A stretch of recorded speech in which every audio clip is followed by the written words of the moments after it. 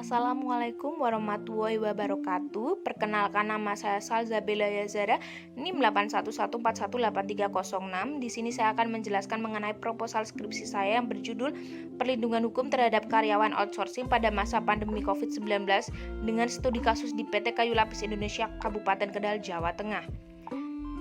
Yang pertama, saya akan menjelaskan mengenai latar belakang mengapa saya mengambil judul skripsi tersebut. Karena perlunya perlindungan terhadap tenaga kerja untuk menjamin hak dasar pekerja dan menjamin keamanan serta perlakuan tanpa diskriminasi atas dasar apapun untuk mewujudkan kesejahteraan pekerja dan perkembangan perekonomian serta kemajuan dunia usaha. Perlindungan hukum terhadap pekerja dapat dikatakan sangatlah lemah. Hal ini terlihat dari fakta di lapangan. Banyak pekerja yang tidak dapat berbuat banyak atau melakukan sesuatu hal ketika perusahaan membuat kebijakan yang tidak seimbang antara kedudukan pekerja sebagai penggerak utama keberlangsungan perusahaan dengan pengusaha atau pemilik perusahaan. Permasalahan ketenagakerjaan di Indonesia seringkali terjadi perihal hubungan kerja yang tidak seimbang antara pengusaha dengan tenaga kerja, baik dalam perjanjian kerja maupun di lapangan. Praktik outsourcing selain berdampak pada rendahnya komitmen, motivasi, dan loyalitas pekerja terhadap perusahaan dan penurunan tingkat produktivitas kerja juga menimbulkan peningkatan perselisihan hubungan industrial.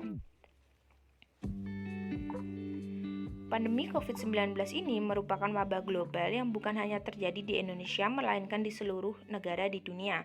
Seluruh sektor terdampak pandemi COVID-19 ini, yakni sektor kesehatan, sosial, ekonomi, khususnya keberlangsungan pada dunia usaha yang berdampak dengan ketenaga kerjaan. Kondisi ekonomi yang sangat dinamis dan tidak menentu selama masa pandemi COVID-19 ini sangatlah berdampak pada pekerja outsourcing yang semakin tidak menentu dan rentan akan hak yang diperolehnya terhadap perlindungan hukum yang dimiliki dalam bekerja di perusahaan.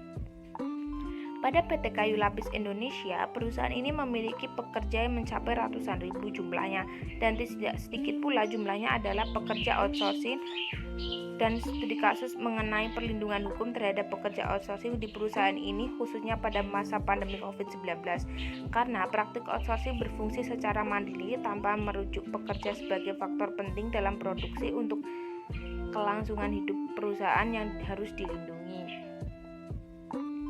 Selanjutnya yaitu rumusan masalah. Yang pertama adalah apa saja hak-hak perlindungan hukum yang diberikan kepada karyawan atau pekerja outsourcing pada masa pandemi COVID-19 ini di PT Kayu Lapis Indonesia Kabupaten Kendal, Jawa Tengah. Yang kedua, bagaimana implementasi hukum karyawan atau pekerja outsourcing pada masa pandemi COVID-19 berdasarkan Undang-Undang tentang Ketenagakerjaan di PT Kayu Lapis Indonesia Kabupaten Kendal, Jawa Tengah. Yang selanjutnya yaitu tujuan penelitian. Yang pertama, untuk mengetahui apa saja hak-hak perlindungan hukum yang diterima oleh karyawan atau pekerja outsourcing pada masa pandemi COVID-19 di PT Kayu Lapis Indonesia.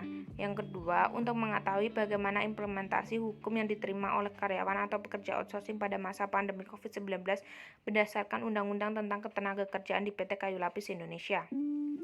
Yang selanjutnya adalah landasan teori. Yang pertama adalah perlindungan hukum. Perlindungan hukum diciptakan sebagai suatu sarana atau instrumen untuk mengatur hak-hak dan kewajiban-kewajiban subjek hukum. Selain itu, berfungsi sebagai instrumen perlindungan bagi subjek hukum. Yang kedua yaitu teori perundang-undangan. Berorientasi kepada membentuk pengertian-pengertian dan menjernihkan serta bersifat kognitif, menyangkut dasar-dasar bagi hukum di bidang perundang-undangan positif.